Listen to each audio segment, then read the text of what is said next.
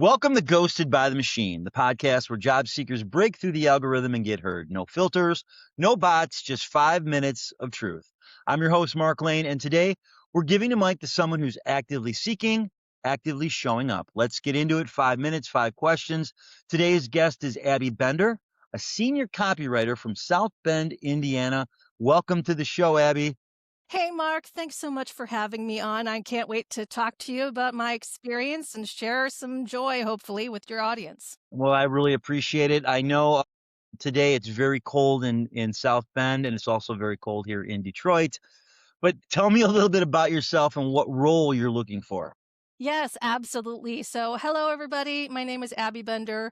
I am a copywriter and content producer, marketing generalist. My entire career has basically been built on the foundation of making the world a better place. And I know that sounds cheesy, but I started my career at Hallmark Cards, so it's pretty much ingrained in me. So, making the world a better place, that's writing greeting cards, that's voicing plush that makes you smile, that's helping senior living communities and mortgage lenders help their consumers find the right product for their needs, or most recently for me, building out a brand voice and assisting nurses and improving patient care by helping get these healthcare professionals in spots where they're needed the most. So, right now, for me, I'm looking for a copy centric content role, either copywriter, head of content, marketing director, that type of thing. My goal would be to find a position where I can help brands stand out from the sea of sameness and hopefully continue in my quest to make the world a better place. How long you been out of work for? How long you been looking? I have been out of work for 3 months and 2 days currently. So, not the greatest time to lose a job right during the holiday season, as many of you job seekers might know. It gets a little quiet in November and December. So, I'm hoping things are going to start picking up here at the tail end of January and as we roll into February. Okay. So do you think for these 3 months of doing a job search, do you think AI has helped or hurt you during this search? I'm going to say the answer to that is yes. To both. I will come right out and say it, everybody. You can fight me in the comments. I'm a huge champion of AI in general, not, specific things. It's a tool. It is a wonderful tool that has an incredible opportunity to shape our society, but it's a paradigm shift, right? And so because of that, paradigm shifts intrinsically cause shakeups in our roles, in our systems. And though it's hurting us in many ways. I'll start with what it has helped me with. It has helped me in my job search, I feel. I've used it to fine-tune my resume. I've used it to research and prepare for interviews, and I've also used it to help me find some jobs. There's a great site out there called hiring.cafe that uses AI to trawl through the internet, find postings on actual job boards, and sends you right to the job boards. So it has a lower percentage of fake job postings. I've used it. It's great. I would encourage you to check it out. However, of course, it's hurt a lot, right? And all of your audience has heard this many times because everybody has an AI optimized resume. Everybody's competing for the same jobs. Everybody is using AI to apply, and you can apply to hundreds of jobs in minutes if you want to using an AI tool. So, of course, that just puts you on the back foot just with the sheer amount of people that are using AI to automate the process. And then, of course, everyone's favorite, the ATS, that's using AI to filter out candidates. Now, I've heard from people, they're like, oh, ATS isn't filtering out, blah, blah, blah. Yeah, come on. I get a rejection letter within 30 seconds of applying for a job that I am 100% qualified for. So a little unbelievable to me that AI wasn't used in the process. So overall, I think AI is a tool and it can be used for good or bad, like any tool. And currently, unfortunately, I think we are in a position right now for the job seekers like myself, like you, Mark, like your audience. It's hurting currently more than it's helping. So what is your secret skill or superpower that most resumes don't show? So, one of my biggest superpowers, it's kind of nerdy. I am a lifelong learner and I am exceptionally good at learning systems and programs.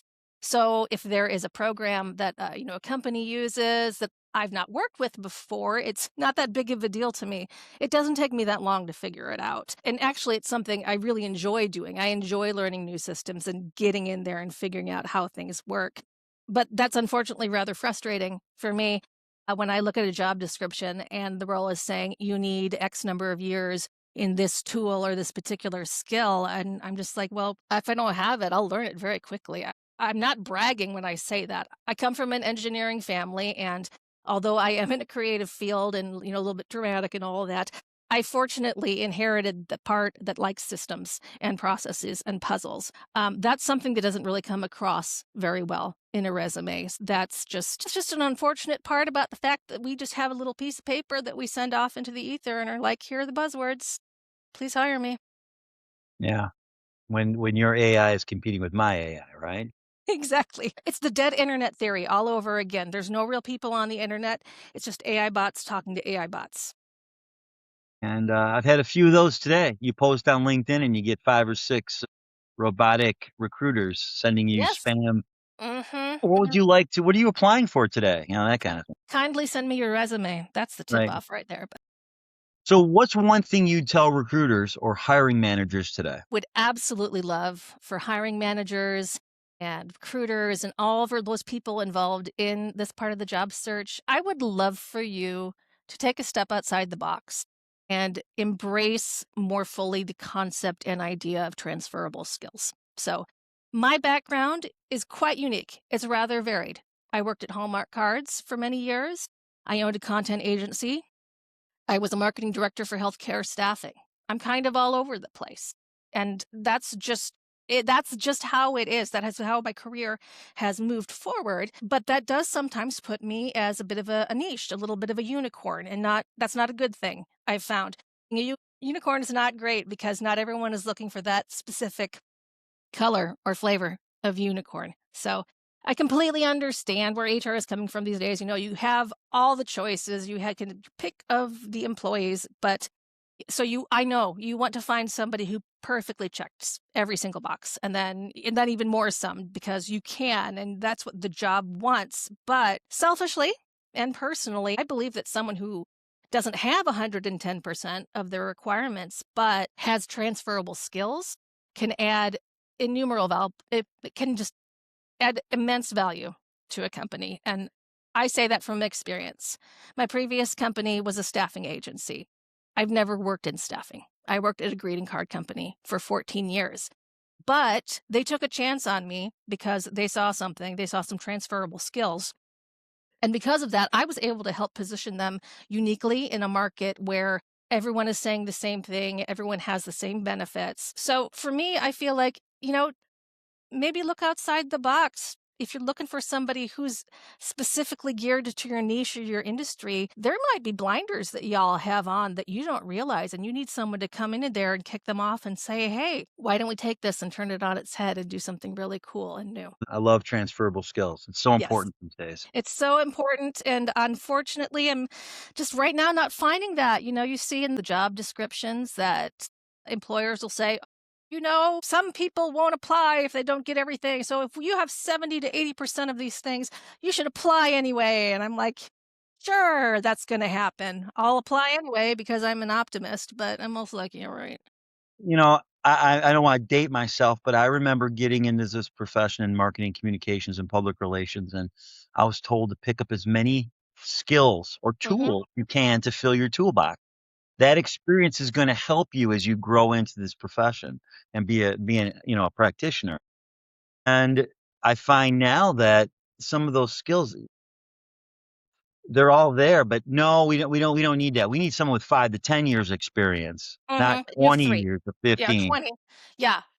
No, and they're gauging years of experience Yes. compared to all those tools. I don't understand how that correlates, but it's the way of the world these days. We just have to see if we can navigate it. Yeah, and as they always say, there's a pendulum swing coming ahead. Someday we will come back to where the candidates are the ones who are benefiting most from the market, but we're not there right now. Right now, we're in an employer benefit market.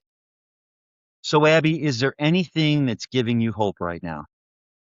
There is so much that's giving me hope right now, Mark. It's cliche again, but Hallmark, remember, That's where I come from. I would have to say that the people around me right now are giving me faith in life, not just in the physical realm. I have a very supportive family and husband, but I have been absolutely floored by the support and care and camaraderie that I found on, of all places, LinkedIn.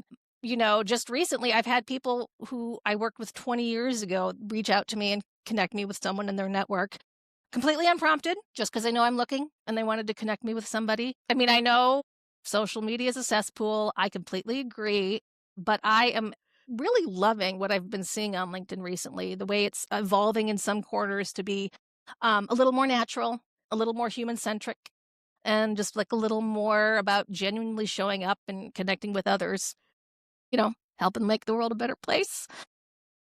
Just recently, I had someone who followed me from a post that I'd done that kind of blew up in a good way.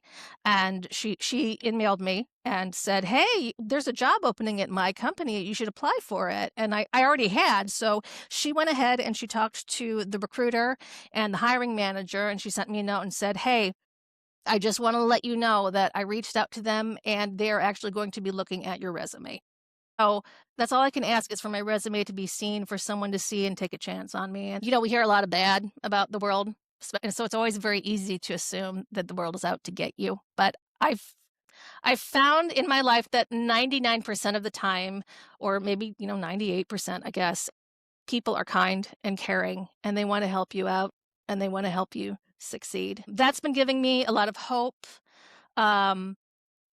Just, I've been having success getting to second interviews every once in a while. Hasn't panned out yet, but I'm just holding out hope that one of these days the company that's meant for me isn't going to ghost me and they're going to say, "Okay, you fuchsia spotted unicorn, we're going to hire you because you're perfect."